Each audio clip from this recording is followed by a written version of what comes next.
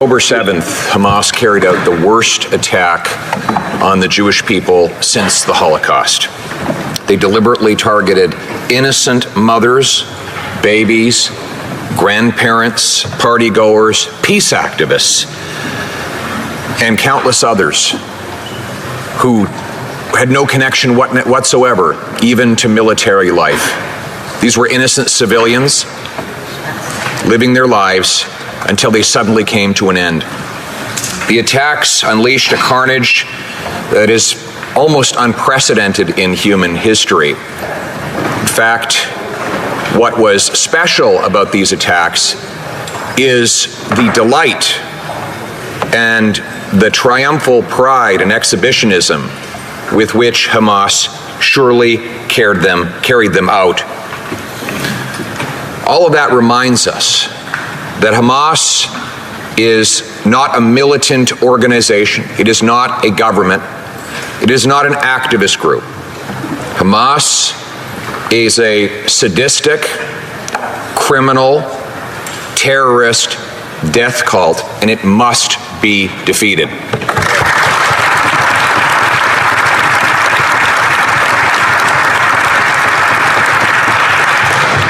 There will be and there can be no negotiating with Hamas. Hamas can only be destroyed, just like President Obama destroyed and assassinated Osama bin Laden. There was no negotiating with bin Laden, and there can be no negotiating with Hamas. And this attack was also an attack on Canadians. If I could quote my deputy leader, in the carnage, 5 Canadians were murdered. And they're not just numbers. Alexander Luke from Montreal, Ben Mizrachiov of Vancouver, both murdered when Hamas opened fire on a music festival. Shir Gregory was also killed. Adi Vital Kaplun of Ottawa was murdered in her kibbutz, and Ned Epstein was murdered as he attempted to defend his girlfriend against a grenade.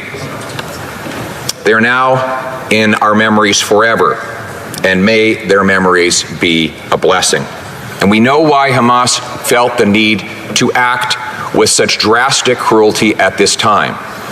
Hamas, of course, is guided by its terror sponsor, the dictatorship in Tehran, which had been growing in its concern for Israel's signature of the Abraham Accords with the UAE, with Bahrain, an agreement with Sudan, and even the possibility of normalization with Saudi Arabia.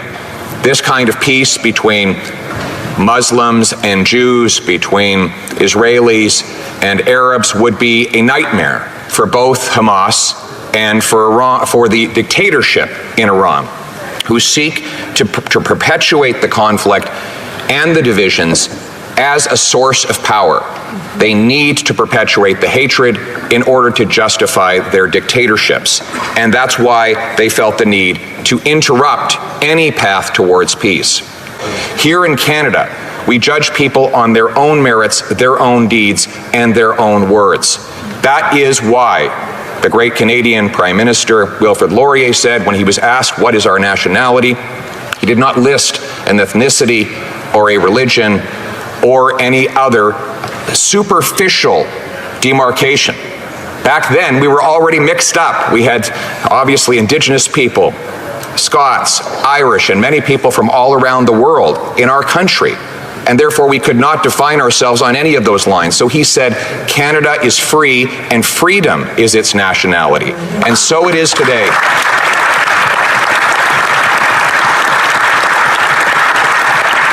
And so let us then set out to protect the freedom of all Canadians and to stand for the values of freedom all around the world. Let us support our Jewish and Muslim friends here in this country as they watch with horror and with sadness at what is happening to loved ones on the other side of the world. They too are Canadians. They are our people. We must stand with them now and always, because after all, we are Canadians. Thank you.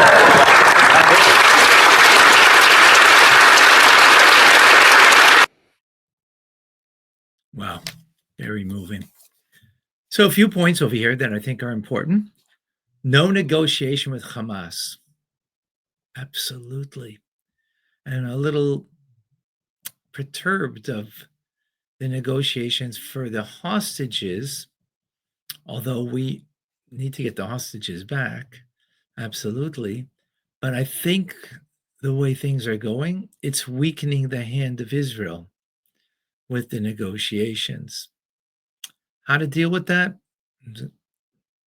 Well, is to stay strong, that we can negotiate concerning the hostages, but we can't negotiate the end of the war, because the end of the war will only be when Hamas is completely defeated, or defeated sufficiently that they will not be able to rear their horrific, ugly head. So that's very important. Yes, and even Obama, he didn't negotiate with evil.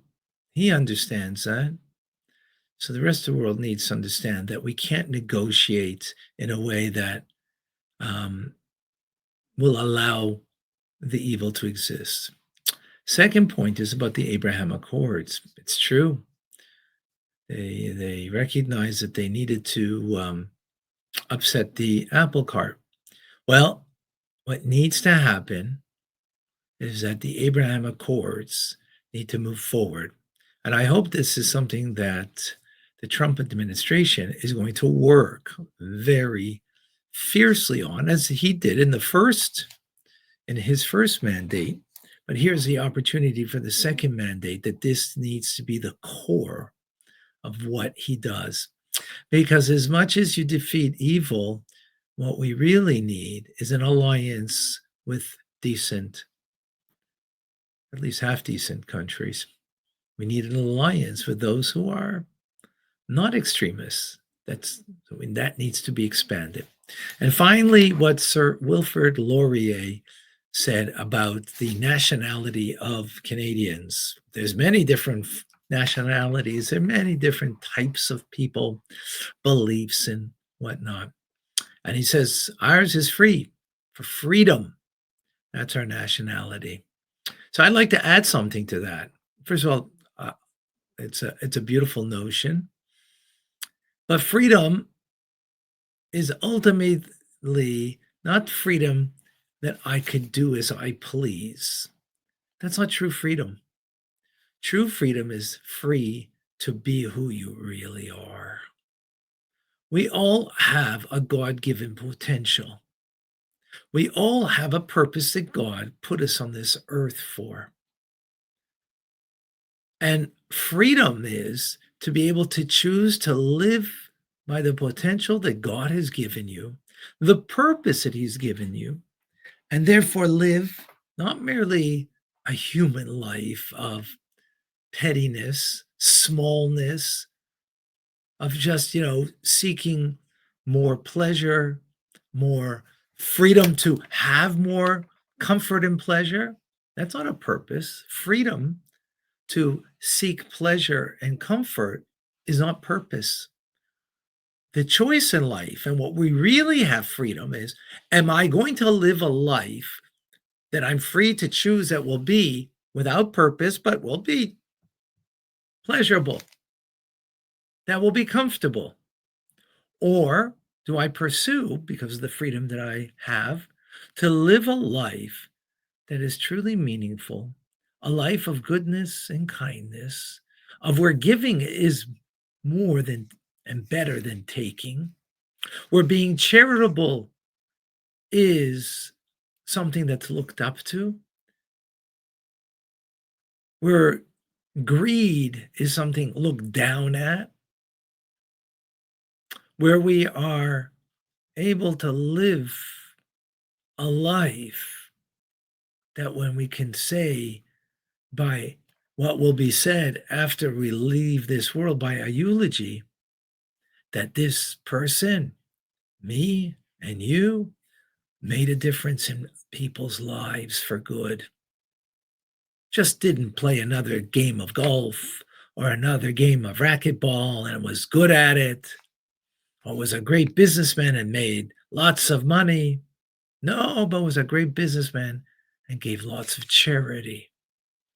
And was a great sportsman that he coached the team of youngsters and helped mold their character through coaching them through sports. That's the kind of life that we are free ultimately to choose. If you like what I just shared with you, join me daily for Tanya teachings that brings out so much of this empowerment that we can live a life that's really meaningful, high-minded, not petty and small, that we make a greater impact in the world. Daily, 9:30 a.m. Eastern Standard Time. It's a live class with many people across the globe on many platforms, and youtube.com/Tanya Rabbi.